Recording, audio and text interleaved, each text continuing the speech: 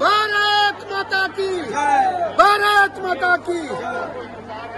देखिए जी, आज हम उधमपुर के अंदर आए हैं। यहाँ आज हमारे प्रधानमंत्री जी आने वाले हैं, और हमें ऐसा देख के लग रहा है कि इस बार जो है डॉक्टर जतिंदर साहब 5 लाख मतों से ज्यादा लीड लेकर जीतेंगे।